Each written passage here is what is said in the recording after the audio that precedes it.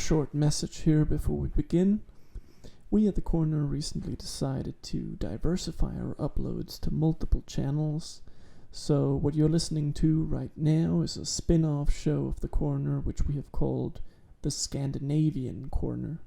The format will be largely the same, but probably with a bit more editing. Be sure to also check out the main show, which is linked in the description below. And as usual, we hope you enjoy and keep enjoying our content. Thank you for listening. 1, 2, 3.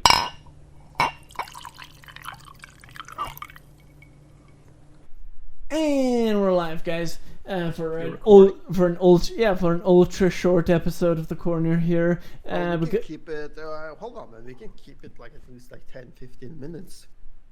Like we don't need to have like an ultra short 5-minute episode. No, okay.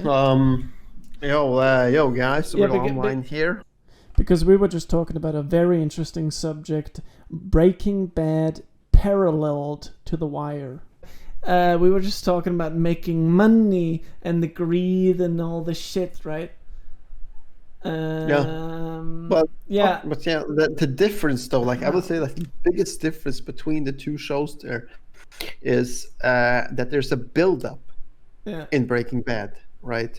Because it's not like Walter enters the drug trade and is instantly a kingpin. No, it takes a couple of seasons, even though like in real time, probably a couple of months, 6 months or something. Yeah.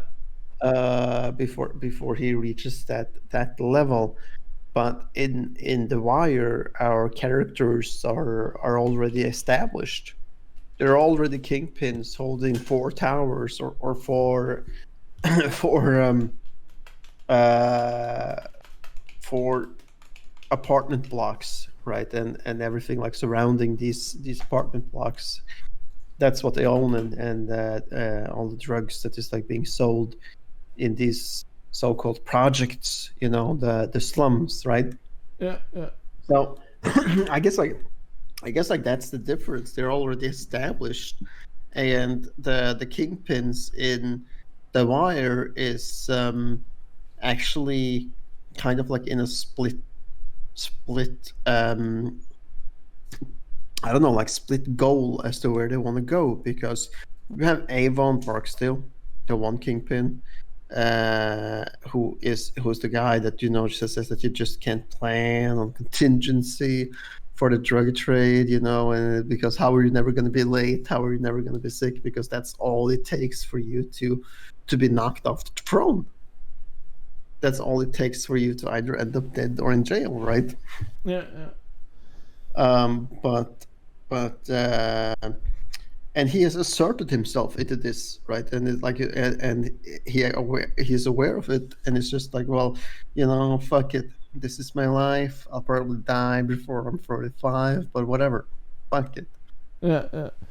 While his partner, though, Stringer, who is played by Idris Elba, is under a different opinion, because he wants to just gather up as much money as he can, clean it via all the businesses that they own, and get the fuck out. He just wants to take the money, get the fuck out, and start a real estate business.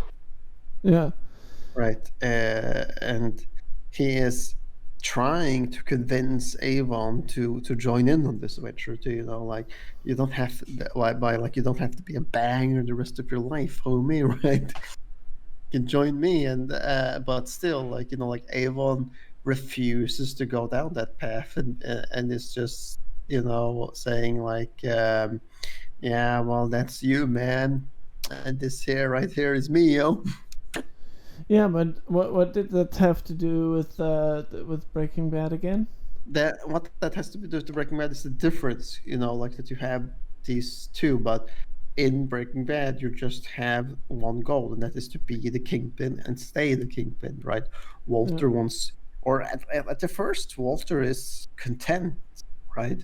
Yeah. Selling some dope and then moving up a notch by producing methamphetamines for Gustavo Fring. and even Yeah. though he's making what 3 million a month. Yeah, 3 million, and Gus is making like 92 million or something like that, or 96. I think it was million. 96. Yeah, I'm gonna 96. check it. Yeah, 96. yeah, I think you're right. We're told that Gustavo Fring will make 96 million out Yeah. of 3 months. Yeah, it's not that important. 3 months, right? Yeah, yeah. But but they're still not content. Or Jesse is content, I believe. Yeah. But Walter is not content, and is like going through all this fucking bullshit with trying to convince Jesse, like, Gustavo is after us, man. He's gonna fucking off us. Yeah, and that's because of his drive to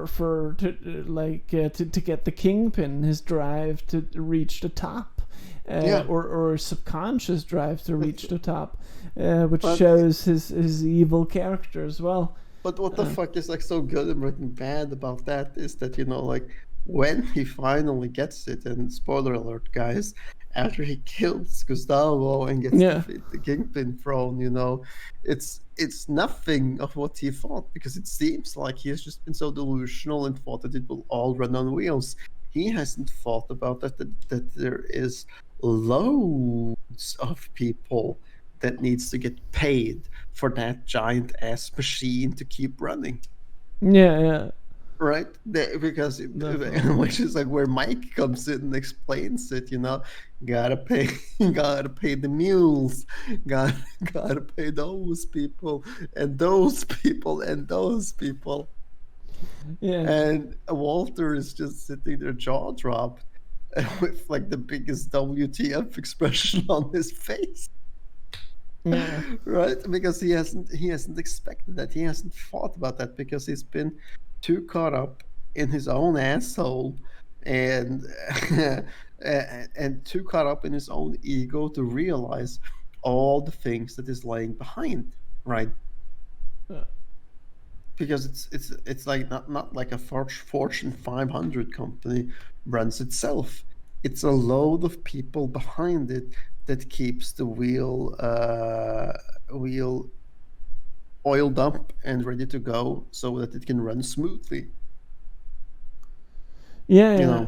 And which also brings us to the point, like, why is it that both Walter and Idris Elba's character, Striker, isn't that what he's called? Yeah, Striker. Stringer. Why? Yeah, sorry guys. I still haven't watched it. I'm gonna watch it at some point. But what is it that Walter and Stringer really want? Why is it they just seem to keep stockpiling the money? There's two kinds of evil, like two kinds of bad ways to treat money in this world. One thing is just going out and spending your millions on ridiculous shit, but the other one is actually just stockpiling your money like crazy and just keeping it in your Cayman account or Swiss account, and just hiding it away from the money, where it's also no good to the world. So and where I think that Stringer and Walter, they are the second kind. They're like the people that just stow away the money, which is even worse, because they just keep the money locked away where it's not good for anyone. But that also brought me to the next more important question. It's not about how much money you make, really, in life. It's about how you make your money. Yeah, and that's what I think a lot of these drug shows, Breaking Bad, The Wire, we got The Blacklist is touching on those themes too. Like all these crime shows that are about money, and money. They're always about just gotta make the millions, and it doesn't matter how the fuck I make it. But there's always the focus on the money. The focus is always on the money, and then because the focus is on the money, then what goes into the background is all these people that are being mistreated, that are being fucking slaughtered, that are being fucking hit. Like we talk physical abuse. We're talking people being beaten up in bars just because I gotta get my money. And like there, I'm just thinking, wouldn't it have been a lot like it would be a much better story, or maybe not a better story, but it's a lot better way to make your money if you can also hurt people less, in a way. Okay, wow, guys. That was like a 5-minute rant from Alexander. No, it wasn't. It was 2 minutes, 3 minutes. Now back to earth here with with yours truly, Patrick.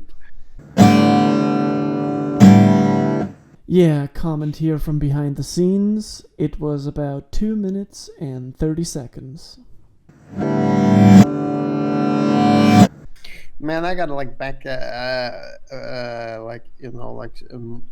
No, because but I gotta assume that you at least now I want some air to talk here. Yeah. I will give it to you. I will give it to you, but I gotta assume that you did pick up on some things during that. I did pick up on 5-minute rant, quote unquote. Let me have my ear now. Yeah, but I want an answer. I'm gonna be the rock hard journalist now. I want an answer to some of this stuff that I just talked about. Yeah, give me my ear and I will give it to you. So shut the fuck up. I will. Okay. Don't worry, guys. This is all still calm and chill. We're just spitballing here. In the wire, it is not. Well, Stringer is stockpiling his money, but that's for a reason. Like he knows what he wants to spend it on. He's stockpiling it so that he can use it to enter the real estate game and go legit, so that there is no chance in hell for the police to put him in prison, right? Like meaning that he's looking for the third door. He's looking for the third door out of the drug trade, but still wanting to take a big chunk with him and go legit, right? It is Avon, his partner, that it seems to be like stockpiling money, considering that he's not spending it on anything flashy, has no plans on what he wants to spend it on, and isn't even aware of that he has $150,000 in the safe. Since he is like blatantly asking Stringer at some point before the police is about to raid their strip club, how much in that safe anyway, yo. And like at that point I was like, what the fuck? Because if you have 150 grand in your safe, you would know that, right? Unless you're so obnoxious that you don't even care, which suggests that he doesn't care about the money. He just cares about having the status as the fucking kingpin, right? But even that is like questionable in the show, because he is doing a very good job at keeping a low profile, since he doesn't have a driver's license. He doesn't have his name on any papers almost, and he's really invisible. He's not out a lot, but when he comes to the courtyards and stuff of the projects, then everybody knows that it is Avon. So I think like what he's like searching for is that he wants recognition amongst his peers, not the outside world, not the outside world out of the hood, but he wants recognition in the hood. That's what he wants. But when it comes to Breaking Bad, then Walter is kind of like worse, since he's just stockpiling money for the money, and he also wants recognition. But Walter also wants fucking recognition in the outside world, and I know that, Troy, because that fucking scene where he wants all those people killed within those 2 minutes. right? Because this is the point where Walter wants to send a message to anybody picking up on this, that like, I have the juice to make this happen. And yeah, that's what I wanted to get back on. That all those people that he kills in those 2 minutes, that's fucking people that were being paid, by Gustavo before they killed him. Right? Quote Yeah. unquote here. From a very important scene from season 1. Am I allowed to respond? Yeah, man. I'm looking forward to it. No, I was just quoting I'm going Walter. to, like, you see, this is like, I'm going to give you air now, and I'm gonna not say shit. No, like no, we can because like I don't know, man. Like I was just ranting before because that was like a kind of an important question I felt. But yeah, as I wanted to get in on now after you explained a little bit there on Stringer's 100,000 in the safe. Like what I wanted to say here is that still doesn't explain how bad it is that Stringer is treating people badly because of his money. Oh no, I can put that in play here. Yeah, he is fucking treating people like he isn't treating people bad like that, but it is or he is, because when they know, because when, shooting when a guy in the chest is not treating people badly. That's just everyday occurrence. Yeah, but no, it's like he's treating people badly, and one of these instances is this guy Omar, who is robbing their stash house, right, for drugs. And Omar is an interesting character because he doesn't do this for the money. He's just stealing dope to hand out to the junkies for free, because he doesn't want junkies to support Stringers and Avon's economy here, right? Yeah, and again, the focus here is all on the money. There's no focus on the people. Like, and it's also that like the big because this is coming out of America, where the general fucking focus in America is on money. Yeah, I'm getting to it, yeah. And then and this is like where it gets bad. So they rob him of this, right? They don't kill anybody. They don't really do any damage except that he loses like a couple of $1,000, and that's it, right? But his response, his and Avon's response to this, is to put out a bounty on their heads. And when they finally find, the Omar's partner, he is being tortured, cigarette burns, cut up, beaten, almost like he's being killed like 10 times over, right? Yeah. And then put on display like a slaughtered deer on the top of a car. Yeah. In the middle of the hood, and he chooses to put it right there so that all the people in the hood knows that don't fuck with me, don't take my shit, don't take my money. And that's how he treats people, right? Yeah, but that's still it still doesn't explain why it is necessary to treat to resort to that violence and still make money. It's not, but they believe it is because they want to send a clear message.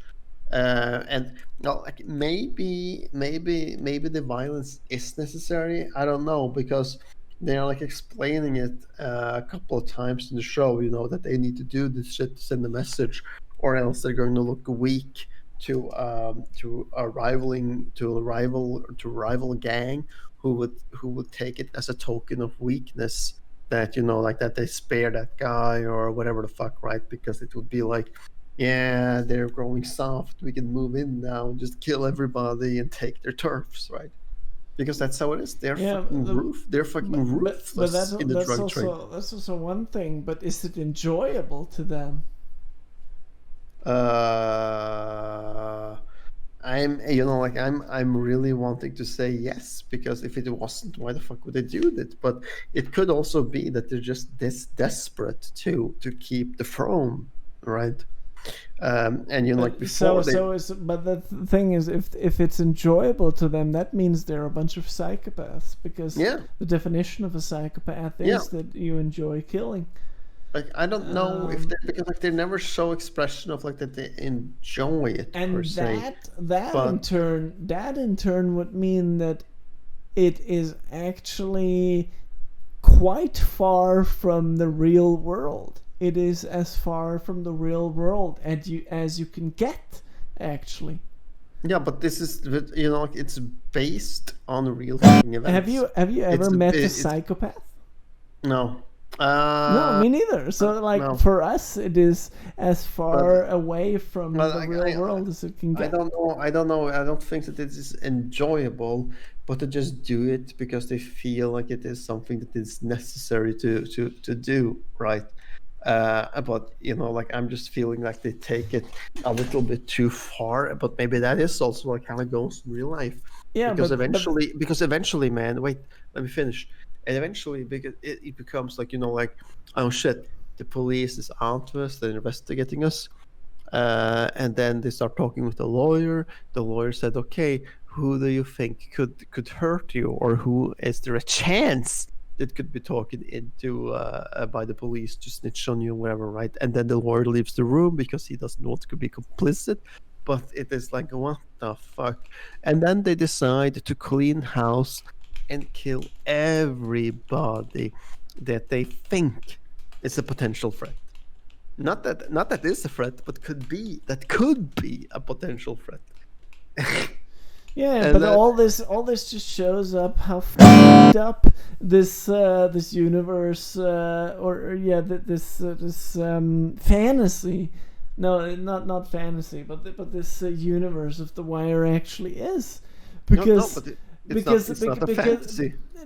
No, it's not a fantasy, but it is a fucked up fictional universe.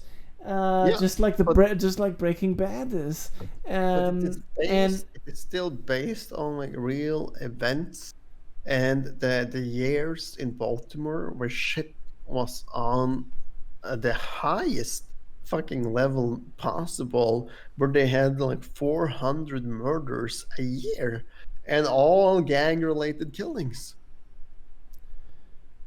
Yeah. But that still doesn't make it a less cliche. It is like almost more than a cliche in television history. We have like there's no genre that is more used in TV than drugs and crime. And no, because it's intriguing. Yeah, it is, because it is also something that we haven't seen before, but it still doesn't answer the question how you should make your money. How you should make your money? Yeah. Well, like I definitely like not in this drug world, but in the real world. In the real world. How should you make, like, let's say you were the one who were in charge to, like, you were God, basically, and you were to decide now, how should these humans that I have created make their money? With bearing in mind that whatever I decide, if something happens, if someone causes pain to someone else, then I will bear that pain too through Jesus Christ. I'm sorry, now I'm getting religious in you, but like just think about this. Don't think about this in a thought in a religious context. Just think about this as a thought experiment. If you were deciding as a thought experiment, then it's kind of impossible, because no, it's not, because how the world works is that somebody has to suffer for another person to get fucking rich. Yeah. I get that. And that's the real But world. so But it what was is your what is so let's say you're yeah, okay, so let's assume that is true. Then you are still God. You're still put in the situation to make a choice on how people are supposed to make their money. What would you do? And you're getting the pain that everybody is inflicting on each other. Well, I would say that then it would have been like a utopia where you would, we could have like managed, but that it wasn't about fucking getting rich. It wasn't about getting power. It was just about like getting by and being being content with what you have, right? Because Actually, that's the that's first where thing I'm agreeing on you with that's tonight. that's where like a lot of the issue is like laying in today's world, where people are just never fucking content. Yeah, It's exactly. all about getting more and more and And more. I hope you Bigger car, guys bigger house. and I hope you guys realized what I was doing here over the past 20 minutes. I was trying to use rhetoric questions to guide Patrick in the direction of where I wanted this to go. Yeah, so that's where it lays, man. Where we are just simply not content. We are not. We are and I wonder if that is human nature, not to be content with what we have, and it's always about getting more and more and more, and fat to getting that. And I don't really understand why. Why do you need to get more? Why can't you be content? Yeah, and that's the what do you call it, the summary, or the conclusion I wanted to get to. And I like, just to educate our viewers here that may not know what a rhetoric question is, you can employ this strategy. This is getting very meta, but yeah, that's essentially like, I think that's cool. We can learn a little bit on everything. Like a rhetoric question is just something you ask in order to get to a place where you want to go. Of course, I may have overdone it a little bit in the last 10-20 minutes, but essentially the point is valid. And now that we are here, we can finally talk about this that I wanted to talk about, that the people are not content, and people are not focusing on the sweeter things in life, not just the money. Like for instance, let's take it down a notch. Let's say you have earned your paycheck, and let's say you want to go out to the cinema, and you're spending because you've earned a bunch of money. You are spending not money for you and your girlfriend, but you're also inviting the neighbors out because you want to give them a good time as well. Now you're standing in the line, and you're supposed to pay for now you're deciding whether you want to pay for their tickets as well because you can afford it, or you just want to pay for their drinks. So what do? Do you focus on the bill, or do you focus on their smiling faces after they have received their tickets? I think that the majority would actually choose not to pay for them. Why? What are you focusing on? On the bill that you get, or on their potential smiling faces after you've paid the bill? The bill. Yeah, that's because you're a citizen of the capitalistic system who focuses on money only.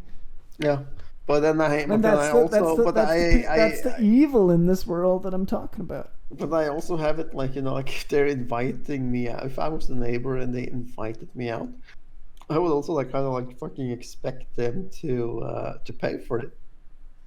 No, my point in this example was just what if Patrick here had asked them out, like seeing them smile, and maybe the guy is telling an interesting story because you just paid for their tickets. And then he's telling an interesting story about his office, something that happened in his office in the last week, and that inspires you to work harder in your life. So that's how I see it. But a lot of people, they just stand there like grumpy gnomes with that paper bill in their hand, seeing like $20 more than I was supposed to pay for me and my girlfriend. That's $20. 20. That could be 25 if it was more expensive. With the fee, it could be even $30. 30. Those $30, $20, 20, 25. And I'm like saying, it's just fucking numbers, man. Like, compared to what I was talking about just a minute ago about the people. Like, I'm talking about people versus money here. Yeah. And that's the point I wanted to make here. Back to that, man. Like, somebody always suffers to make somebody else the big bucks. For example, where you have Coca-Cola, who is producing Coke in India, and they chose to buy up and occupy an entire lake that was giving clean water to some of the poorest people on the planet. And why the are those people that are making the bucks closing their eyes to the suffering of these people? Why the are they not saying, hey, these people are suffering, maybe I should make them stop suffering, even if that's going to cost me the money? Nope, won't happen. That's the same as what we talked about with the homeless problem that's getting out of control in Los Angeles. And the problem is also that you're just saying, nope, that won't happen. Nope.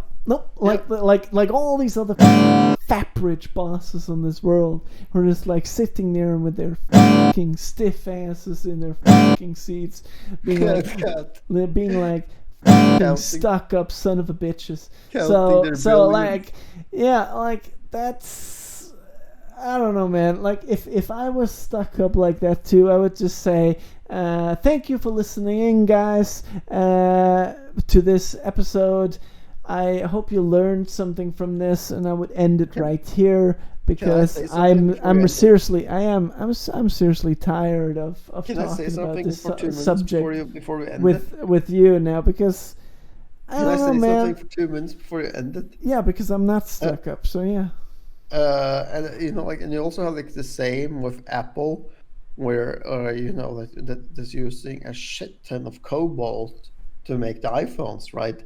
And the cobalt is being mined out in deep cobalt mines in the Congo by also some of the poorest people on Earth, right? Yeah. And they are closing their fucking eyes. But I don't even give a about those people. But yeah, I would actually like to believe that if I were a billionaire, that I would do something like maybe giving out free soup on a soup kitchen or something.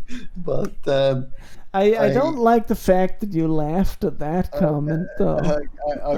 That suggests malice to me. I was laughing because because it sounded like too little if I were a billionaire. But then it was like something that the gist of it was like something, like not just a soup kitchen, but something, right? Or a program to help people get back into work, or hire them even, or something, right? But it is impossible for us to answer if we would act that way as billionaires, because we haven't tried to become or be billionaires yet. Yeah. And we don't know what goes into the mind of people like Bill Gates or Elon Musk, or Jeff Bezos. Can I ask you a question? Yeah.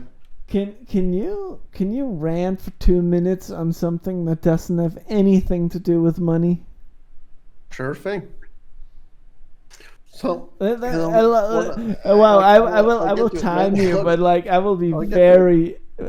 very listening intently now I'll get to it. for you, So the like I listeners. am like just a complete sidetrack from what we're talking about now. I want to talk about nature.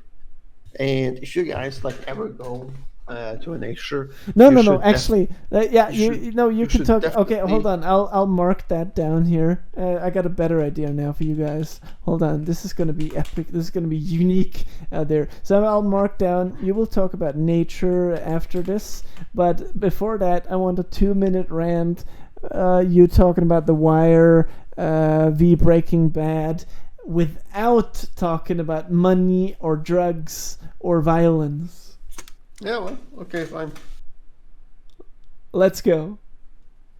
Yeah, so like with Breaking Bad, anything else like except for what you just mentioned now that is noticeable about the show is the colors in Breaking Bad, Oh my because god, this is something that those you've read somewhere online. those changes throughout the show till the end of the show. For instance, in the beginning of Breaking Bad, if I recall the show correctly, then in the beginning of the show, then Walter is wearing lighter clothes to symbolize his innocence, right? Yeah. That he's Hello there, Wikipedia. that he's clean, that he is cleaning his himself, right? Okay, can you do So the same thing with The Wire, though? I can I can Yeah, I can, let's hear it. but I'm not done yet. I still want to like finish talking about.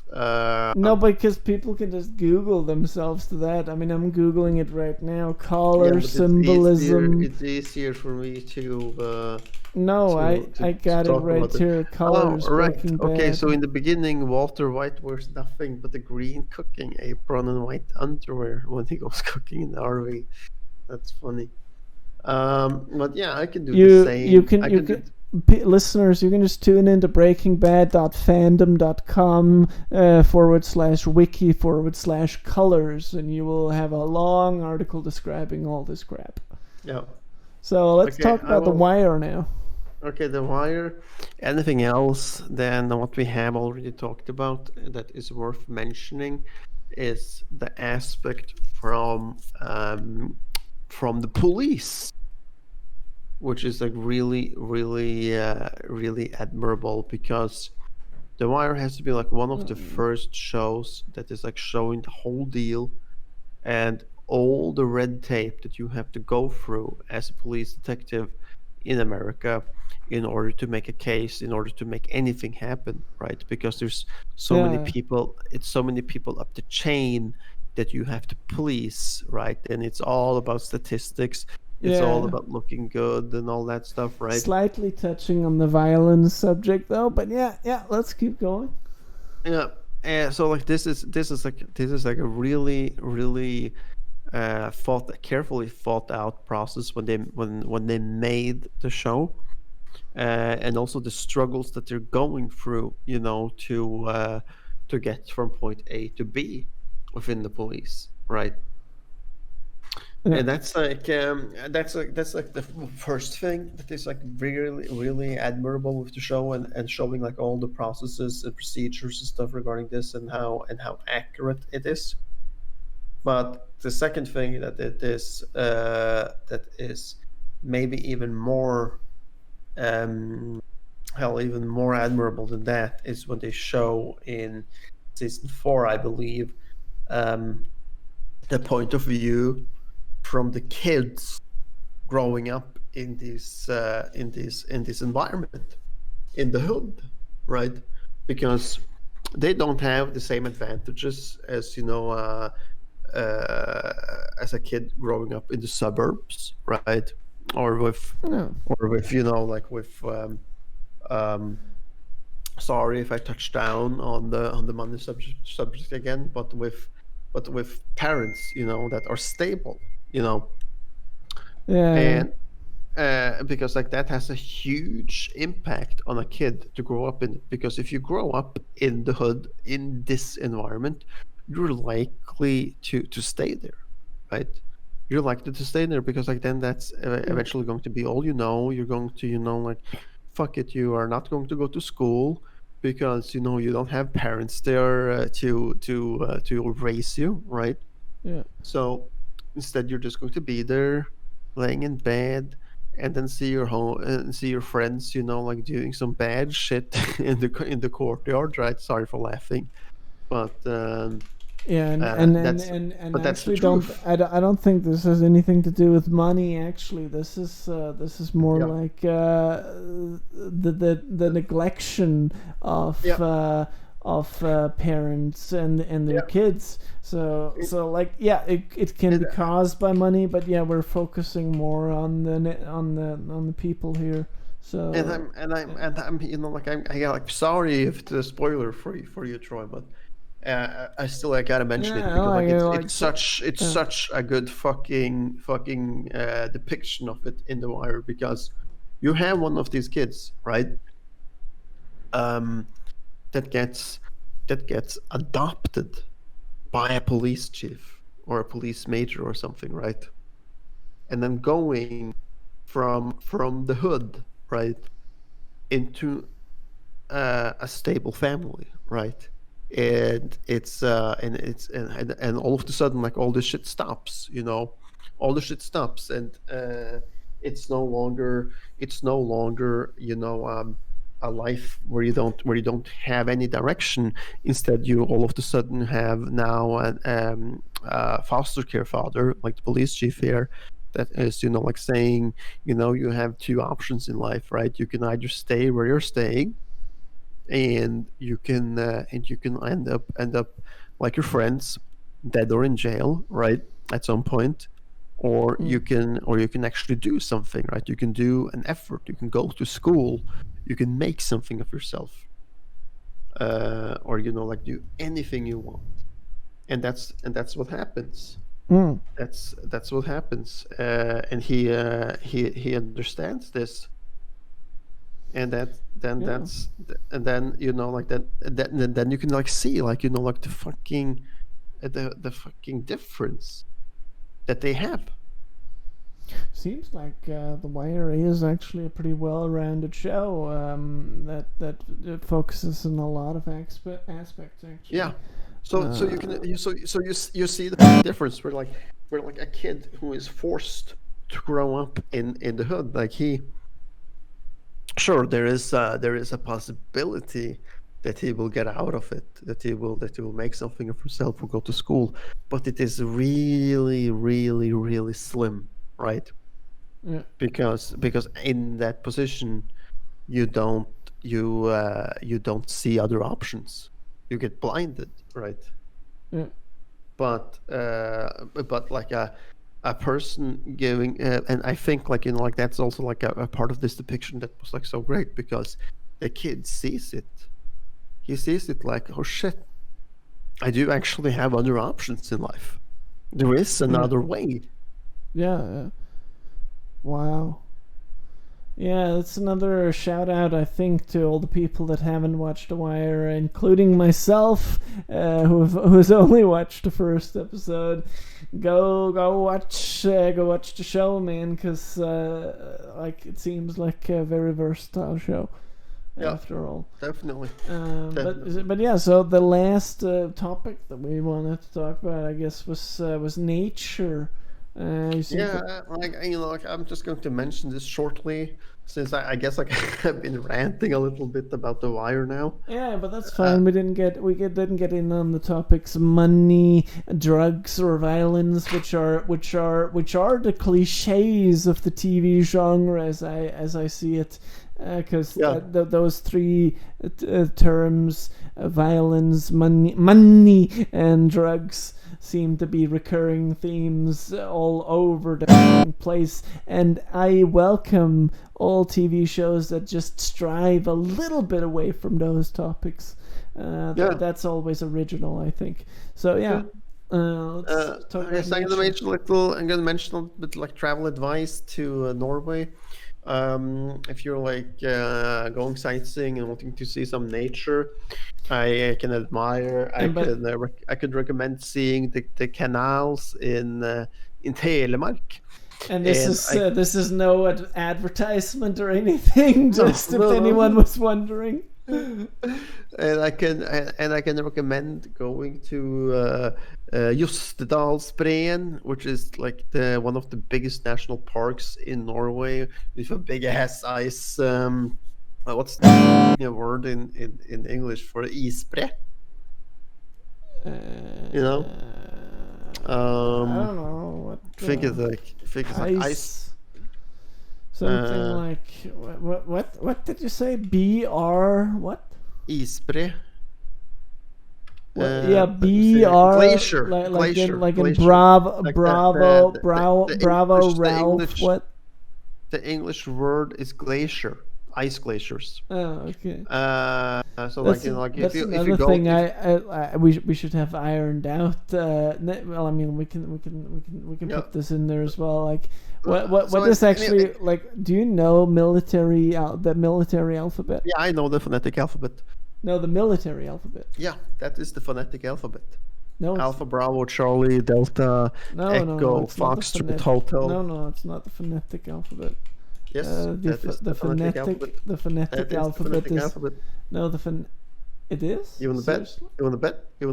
No, I already pulled it up, so I already see it. Phonetic. Why the f is it called the phonetic alphabet? It's called phonetic alphabet. No, because there's something called IPA, the internet.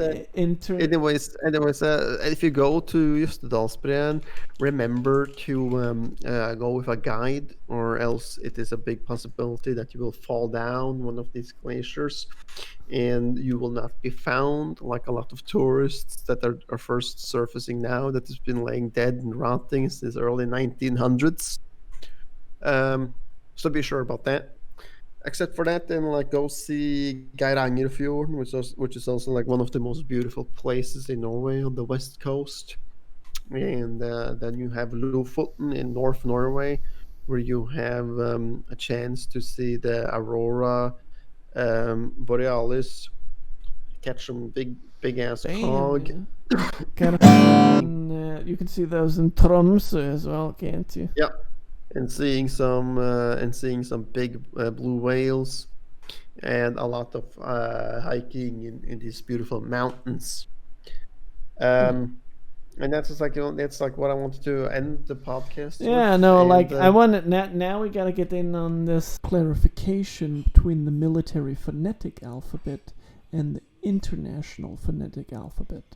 So we got the phonetic alphabet, which is the military thing with Alpha, Bravo, Charlie, Delta, and we have the international phonetic alphabet, which is an alphabetic system of phonetic notation, which I remember from my linguistic course, where we have a bunch of phonetic sounds that are transcribed in the way that you can actually represent all sounds with specific symbols. All right, I'm sorry to cut it short, but I gotta go here. I got some stuff to take care of. Yeah, all right, but I'll just end it then. Peace out, folks. I'm out. Corner out. What important stuff do you have, though? A lot of important stuff. What specifically? Peace out. I'm out. You need to sleep. Wow. Okay, he needs to sleep.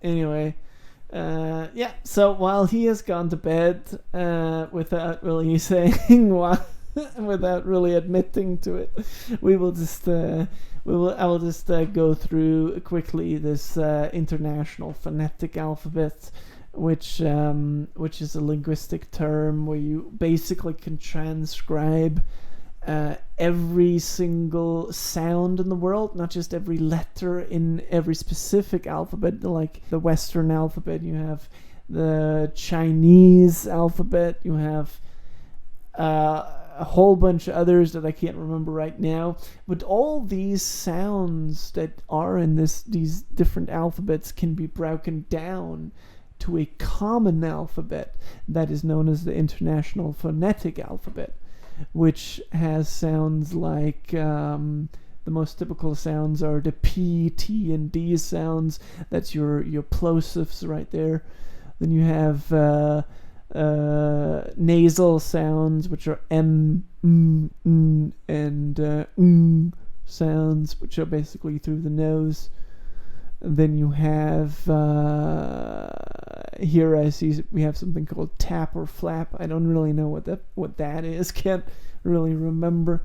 Then we have fricative sounds, which are F, S, and sh, and then we have laterals, which are O, and many others. Go check it out if you want to. If you thought that's interesting, obviously. Pat here didn't think so, but yeah, like just check it out if you're linguistically interested. I think or I thought it was pretty interesting when I studied it. Anyway, so that's it for this episode of The Corner, and I will also probably go to bed now, and we will see you in the next one. And as we always say, subscribe, like, and comment if you feel like it, and support both channels. We will see you in the next episode. Peace out, guys.